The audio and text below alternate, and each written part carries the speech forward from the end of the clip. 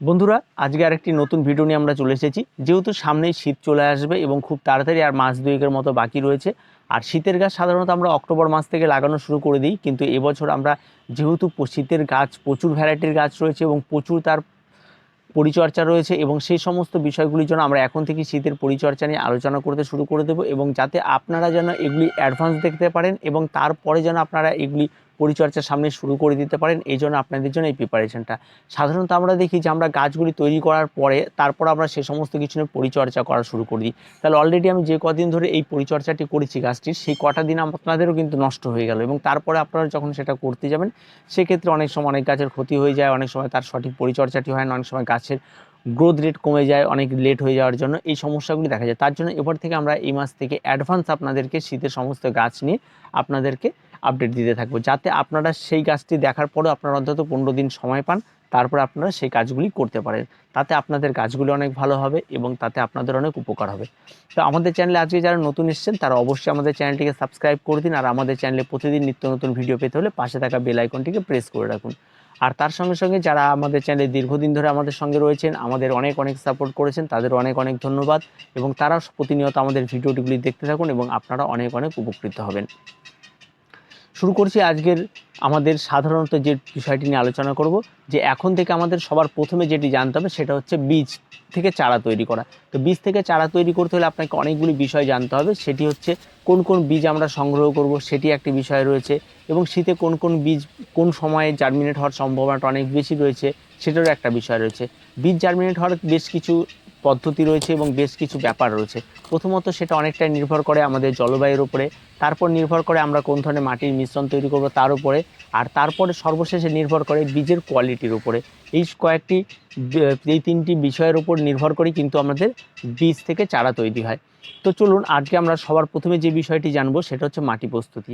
আপনাকে যদি বীজ থেকে চারা তৈরি করার জন্য আপনি একটা ভালো মিডিয়া খুঁজতে চান, তাহলে অবশ্যই আপনাকে সবার প্রথমে বেছে নিতে হবে কোকোপিট, আর তারপর আপনাকে বেছে নিতে হবে বিভিন্ন ধরনের জৈব সার বা আপনাদের ভার্মি কম্পোস্ট। তো এই দুটো মিলিয়ে একটা মিশ্রণ তৈরি করুন। হয়তো ধরুন আপনারা 50% কোকোপিট নেবেন এবং 50% আপনারা ভার্মি কম্পোস্ট নেবেন। এই দুটোকে সুন্দরভাবে মাখিয়ে নিন। এবার এই মিশ্রণের মধ্যে আপনারা যেটা দেবেন সেটা হচ্ছে আপনারা 1 চামচের মতো আপনারা অ্যান্টিফাঙ্গাল ইউজ করবেন এবং হাফ চামচ আপনারা ফরওয়ার্ডন ইউজ করুন। ইউজ করার পরে এই মাটির মিশ্রণটি তৈরি করে আপনারা 7 দিন এটাকে রেখে দিন। এই 7 দিন এই মধ্যে কোনোরকম কোনো বীজ ফেলবেন না। এবার বীজটি যে পাত্রের মধ্যে ফেলবেন সেই পাত্রটাও আপনাকে নির্বাচন করতে হবে। পাত্রটা যেহেতু যদি আপনারা এখন ফেলেন, এখন মাঝে মধ্যে বৃষ্টি হচ্ছে, যদি খোলা জায়গা থাকে যাতে বীজ যার মধ্যে জল না পড়ে সেজন্য আপনাকে ব্যবস্থা করতে হবে। সবসময় বীজ ফেলার জন্য অনেক বড় বড় কন্টেনার ব্যবহার করবেন না, কারণ আমরা কোনো রকম চারাগুলি তৈরি করে নার্সারির মতো অনেক অনেক চারা তৈরি করে বিক্রি করব না। আমরা খুব সামান্য চারা তৈরি করব এবং সেই সামান্য চারাগুলিকে একটু যত্নের সঙ্গে তৈরি করব। আপনারা চাইলে এ ধরনের কন্টেনার ব্যবহার করতে পারেন, যে কন্টেনারগুলির মধ্যে আপনারা বীজ ফেলে দেবেন, এর ভেতরে ফেলে দিয়ে এইগুলিকে আপনারা ঢেকে দেবেন। এবার এখন বিষয় হচ্ছে তাহলে কি শ্বাসরুদ্ধ হয়ে মারা যাবে? না, এই কন্টেনারগুলি অবশ্যই নিচের দিকে ছিদ্র করতে হবে ওয়েল ড্রেনেজের জন্য, তার সঙ্গে সঙ্গে উপরের দিকেও আপনাদেরকে ছিদ্র করে দিতে হবে। ছিদ্র করে দিলে কী হবে, তার সঙ্গে এগুলি লাইটটা যখন পড়বে তখন হালকা লাইট ঢুকবে, তারপর বৃষ্টির জল পড়লে সেটা অনেক ভেতরে গিয়ে কিন্তু সেটাকে ভিজিয়ে তুলবে না খুব তাড়াতাড়ি, এবং এটি সরানোর জন্য অনেক টাইম পাবেন। বা যেটুকু সামান্য জল ঢুকবে তাতে কিন্তু সেই মাটিটি কিন্তু ওখান থেকে কাদা হয়ে উপরে উঠে যাবে না, ছিটকে পড়ে যাবে না, বা বীজগুলি ছিটকে এদিক ওদিক বেরিয়ে আসবে না।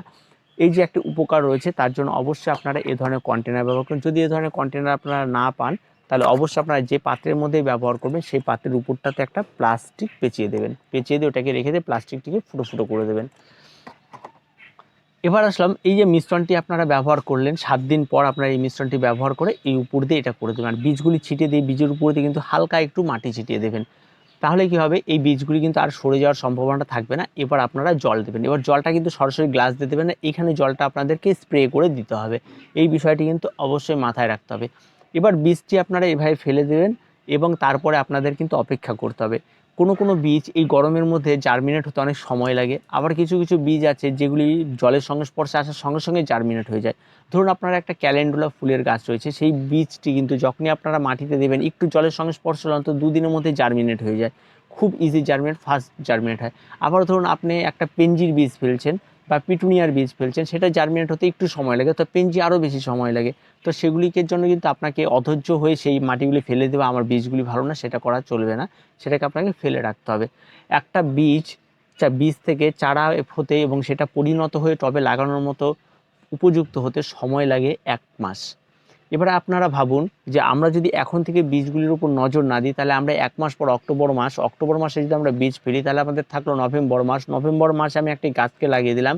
নভেম্বর মাসে পুরো 30 দিন গেল এবং তারপরে ডিসেম্বর মাস পড়লো। ডিসেম্বর মাস যেহেতু কড়া ঠান্ডা থাকবে, তার জন্য তখন কিন্তু গাছে খুব তাড়াতাড়ি কড়ি চলে আসবে এবং কড়ি চলে আসার পরেও যদি আমরা কড়িগুলোকে ভেঙে দিই, তারপরে গাছটাকে যদি মোটামুটি একটা ঝাড় করি, তারপরে কিন্তু আমরা সময় পাচ্ছি আর জানুয়ারি মাসে কিন্তু সেই সমস্ত গাছগুলি কিন্তু ফুল নিতেই হবে।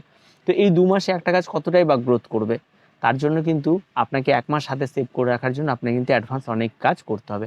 দেখবেন যারা কম্পিটিশন লেভেলে কাজ করছে তারা কিন্তু অনেক সেপ্টেম্বর মাস থেকে কিন্তু তারা বীজ ফেলা শুরু করে দেয় এবং তারপরে সেখান থেকে, এবং তারা কোন ধরনের বীজগুলি ফেলে, যেগুলি নিজেরা ব্যবহার করবে সে ধরনের বীজ, যেগুলি বিক্রয় করবে সেগুলি কিন্তু নয়।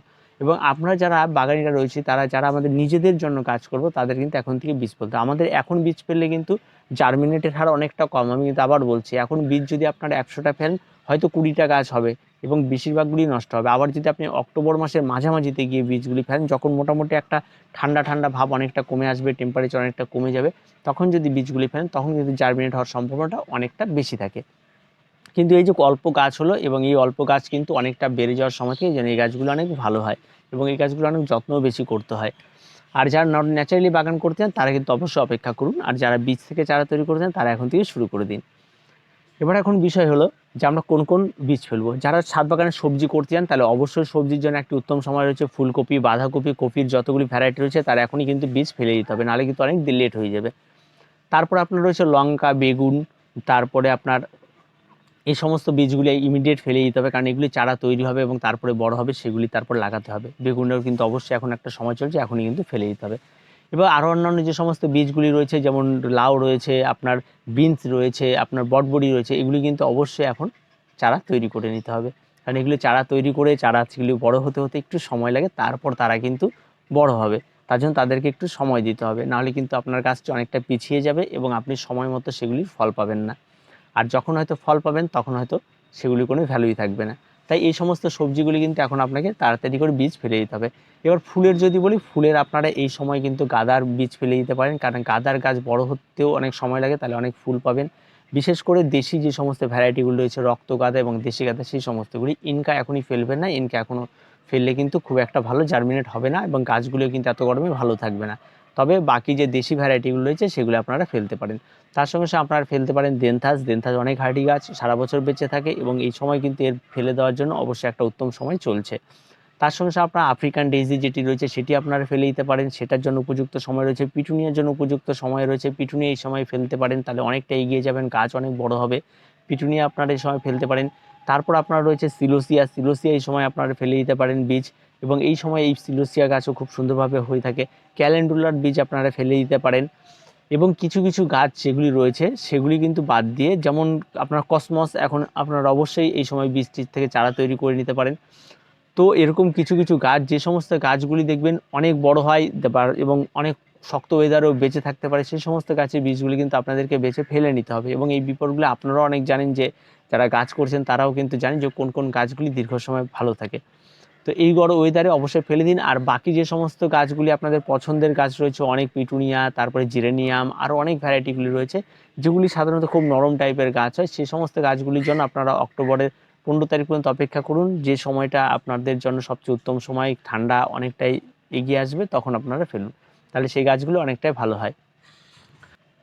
তো বন্ধুরা, এই ছিল আজকের আপডেট, এবং আপনারা এভাবেই আপনাদের বীজতলাগুলি প্রস্তুত করুন। আর অবশ্যই আপনারা যদি খোলা কোনো পাত্রের মধ্যে করেন, অবশ্যই সেগুলিকে শেডে রাখতে হবে। এখন কিন্তু যখন তখন বৃষ্টি চলে আসছে, এই সাবধানতাগুলো মেনে কিন্তু আপনাকে কাজ করতে হবে, তবেই কিন্তু আপনার গাছগুলি অনেক সুন্দর হবে, চারাগুলি অনেক সুস্বাস্থ্যবান হবে। আর চারা কখন তুলে আপনারা ছাদ বাগানে লাগবেন, যখন আমাদের এই ভিডিওটি খুব তাড়াতাড়ি আমরা নিয়ে চলে আসবো, যখন আমাদের চারা থেকে গাছ তৈরি হবে, তারপরে আমরা দিয়ে দেবো যে কোন চারাটি কখন কীভাবে প্রতিস্থাপন করলে আপনার গাছগুলি ভালো থাকবে। সমস্ত আপডেট আপনারা পেয়ে যাবেন আমাদের সঙ্গে থাকলে। তো ভিডিওটি আজকে এই পর্যন্তই। ভিডিওটি ভালো লাগলে অবশ্যই লাইক, শেয়ার এবং কমেন্ট করুন, আর আমাদের চ্যানেলটিকে অবশ্যই সাবস্ক্রাইব করুন।